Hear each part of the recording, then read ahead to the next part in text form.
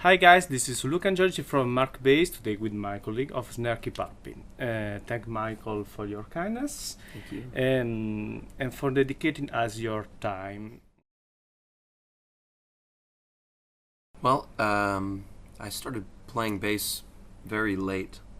Actually, I started when I was 18 Ah, or 17 years old. I was a guitar player for a few years before that in Virginia.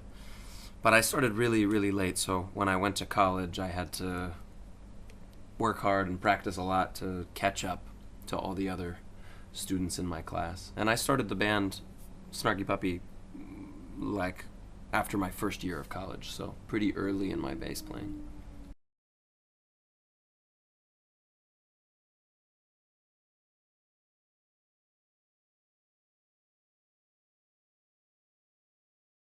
Well, I mean, Texas is a place that has a lot of different kinds of music. So there's a great country and folk scene, and a great rock and roll scene, and a really good heavy metal scene, and also great for gospel and hip hop and R&B and jazz. There's a tradition and a great history of all those musics in Texas. It's a big place, you know. It's like the ah, size of Germany, you know. And music is a very rich thing there. Um, but for me, because I was there playing lots of different gigs, playing country gigs and church gigs and hip hop gigs and rock gigs, I think it's natural that all of those kinds of music kind of blended together in who I am as a musician and also Snarky Puppy as a band.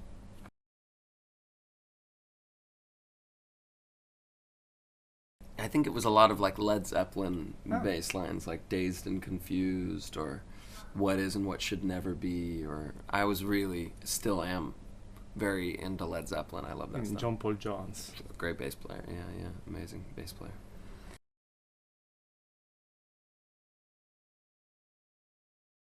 A bunch of stuff that sounds very bad. I mean, in the practice room, that's where you're supposed to sound bad, You're supposed to work out all of your problems. Hmm.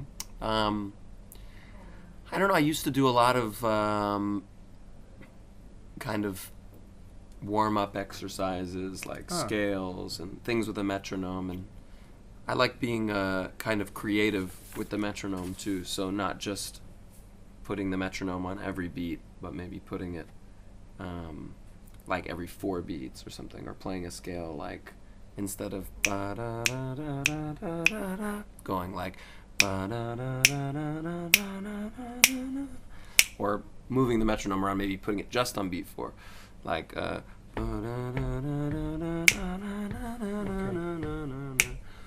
doing things that kind of test your time okay. as well as your So keep in mind the beat. yeah, exactly. Just things to kind of stretch your brain as well as your hands.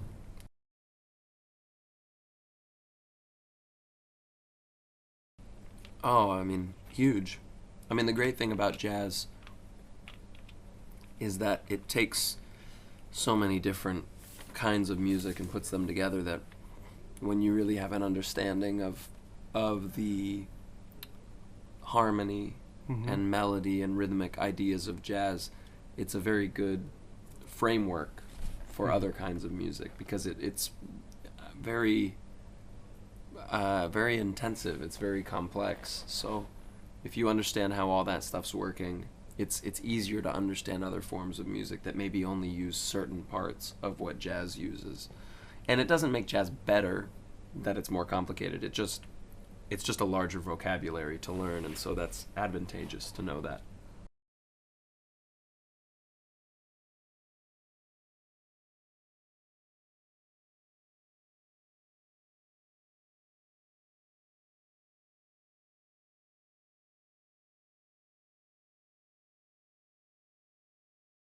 Well, my life, I mean, of course, my life has changed a lot. Um, when your group has some success, things get a little bit easier in a lot of ways, like worrying about getting gigs or Hmm. making a record or making enough money to survive. But other things get more complicated, like you get a lot more pressure to make great albums or great concerts.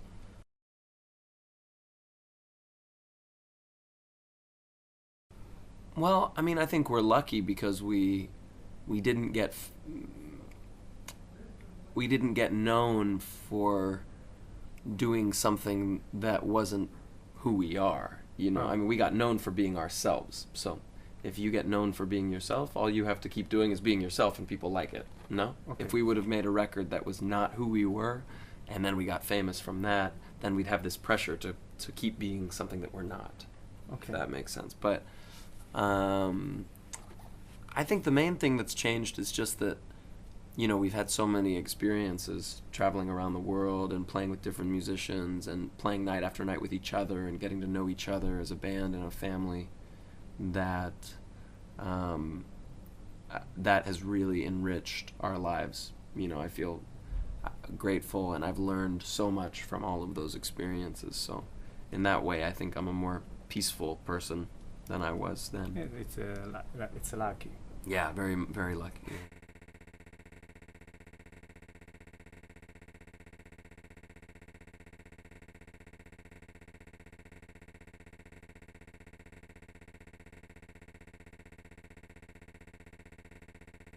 Well, fortunately, the guys in the band have their own projects. They have their own bands. They play with other artists, too. So everyone has a very busy schedule, and they're not relying on Snarky Puppy gigs to survive, you know? So that makes things easy because we can rotate people. We can have one guitar player play for 2 months, and then another guitar player play for 2 months, and everybody's happy. And that's important, you know, that everyone has their own thing happening and that they're developing their own art, because that makes them happier as musicians. And then also they grow with their own project, and they bring that growth to Snarky Puppy, which is great. So we just kind of have a rotation thing happening that works very well most of the time.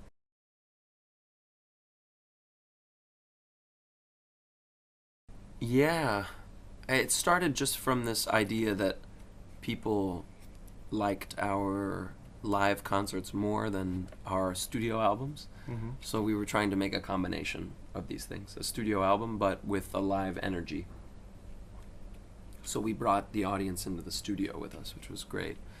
And just like anything else, the more you do it, the easier it becomes and the better you get. So, you know, at this point, when we do a record in the studio, we're not nervous or anything because we've done it so many times.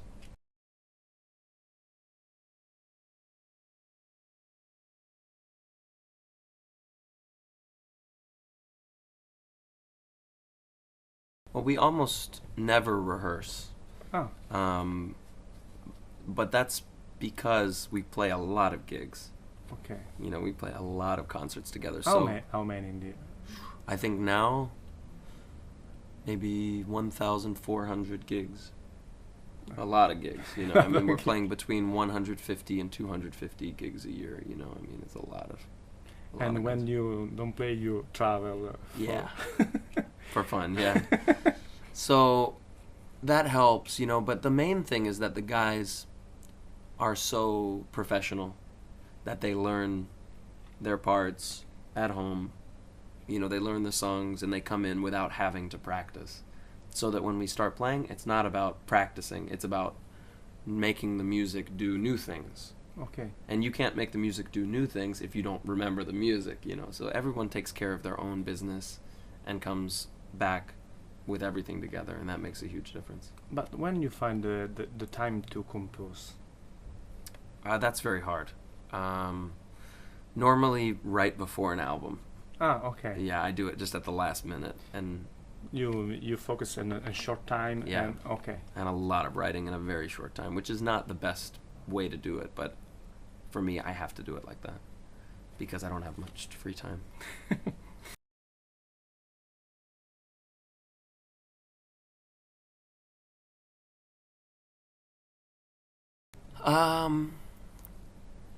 I think every artist that I've played with has made an imprint, you know, especially the ones that are really great musicians. Bernard Wright, who was my mentor, the keyboard player, has probably had the biggest impact on me as a whole.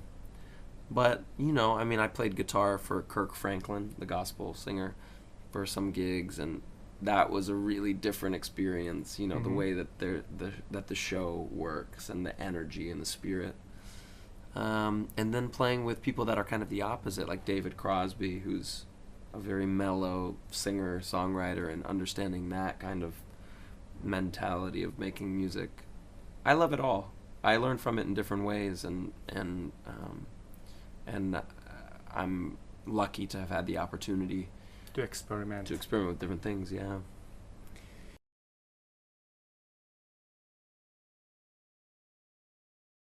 Oh, I love Italy.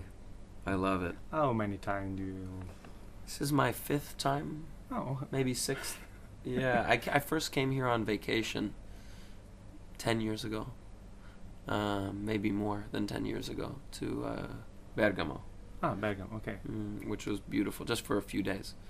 And I immediately fell in love with it. You know, the food and the wine and the culture and the architecture and weather, and it was beautiful. And then since then, I guess I've been to, wow, I guess lots of cities, maybe 10 or 15 cities in Italy, and I think. How many do you not play with Snarky Puppy? No, Umbria Jazz you play we've played Umbria two times. 2 times. We've played Bari, Loco Rotondo, Fiesole. Fiesole. Fiesole. Fiesole. Fiesole. Where else have we played? Milano. Some places. But then I've come several times with other artists and played in other cities, you know. So it's great for me. And my family's Mediterranean, you know, my mother's side is Greek. Ah. So there's a lot of similar things in the culture about food and social things, and so it feels very family here. And Marco and Ricardo and all the people here at Mark Base, it has a very good vibe and atmosphere of like being relaxed and not so businessy, you know, very family, and I like that a lot, you know. And I love food, so being in Italy is a good place. It's a good thing, you know.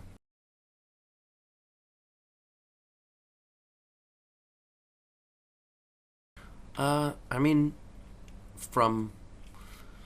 obviously from music, from lots of things that I've heard, from textures, I really like.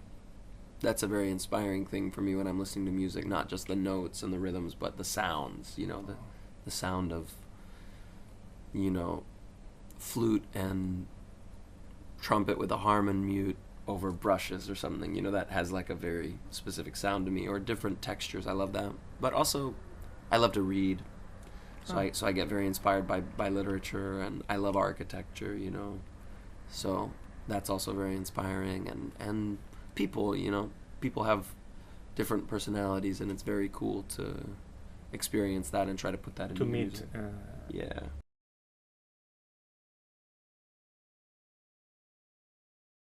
Well, I like to not really have a plan. Oh. I find this is the best thing. I do a lot. I mean, wow, I've probably done 300 clinics or something, you know, by myself. And you spend your time in concert, clinic, and Yeah, club. that's about it. Yeah, that's about it.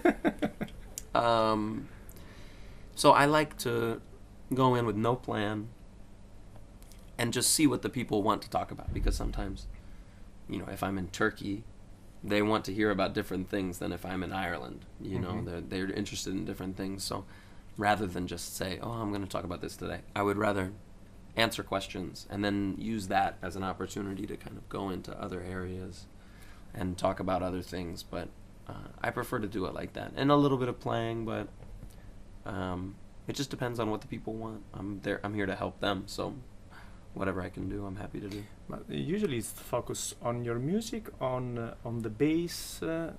It's always a mixture. Bass, writing, managing, you know, advertising, you know, touring, recording, whatever. It can be many different things. Okay. Yeah. So, Waiting for the Michael Clinics. Thanks again Yeah, for my your pleasure. kindness. Thank you. Of course. Yeah, absolutely. Thanks for having me. Thank Yeah. you.